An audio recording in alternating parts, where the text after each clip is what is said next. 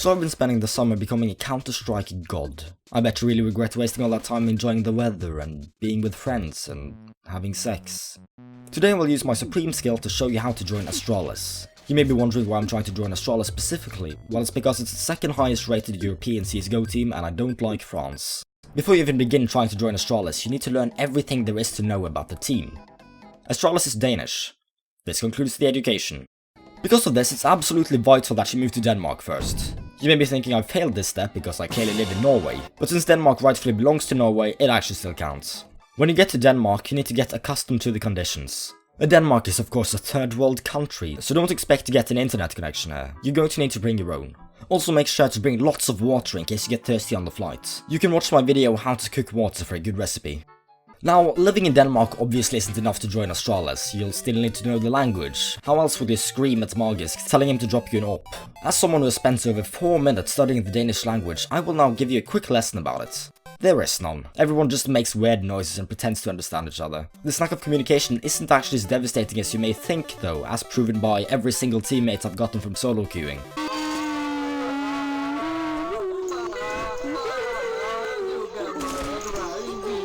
Now that you're essentially a Danish citizen, it's time to start the actual training. First you'll need to install Counter-Strike Global Offensive. If you don't know how to, please stop watching this video, because everything that comes next will probably confuse you a lot. Once you've launched the game, you can finally start playing. Keep in mind becoming a Counter-Strike god will require a lot of sacrifices, like friendships, a love life, your firstborn child, etc. Now, you're going to want to click these weird looking buttons on the screen until you eventually queue for competitive mode, because every other mode is for plebs who don't know what they're doing. Play the comp game, go back to the main menu, and repeat for a few years. Oh, you want me to cover the actual gameplay as well?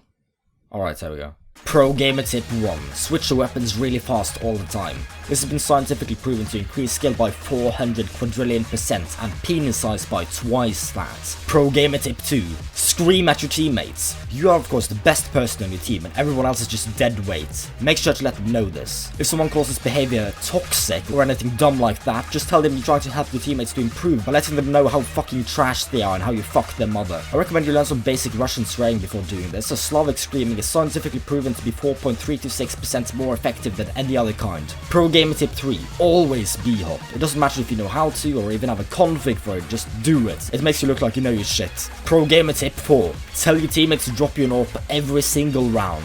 As the only capable person on your team, everyone else is required by law to give you the means to win the entire game on your own. If they don't, refer to tip 2. And if all else fails, spend your savings on weapon skins. It's guaranteed to make you look like the most professional motherfucker to ever grace the game servers. Once you've spent all this time playing competitive, you should be at least global elite. I'm not gonna check or anything, but if you still aren't at a professional level, there's clearly something wrong with you. Let's see how far we've gotten on the joining Astralis checklist. Live in Denmark? Check. Skill? Probably. Astralis member. Oh fuck, looks like we forgot one. Let's quickly go over the most important step of joining Astralis. Joining Astralis. First you need to find this form. It's highly classified and can only be found on the deep web or by asking politely. It's a bit unintuitive, so I'll guide you through it. You see, you need to answer every question with, "You can't force me to answer this." Doing so will let you cause a stack overflow within the internal processing chip of the blockchain network, shutting down the central GPU flow and overloading the tertiary AI panel. Obviously. And that is how you join Astralis. If you're wondering where this guy went, I'd recommend you stop thinking about it and instead focus on the fact that every member of the team now has a pronounceable name. Thank you.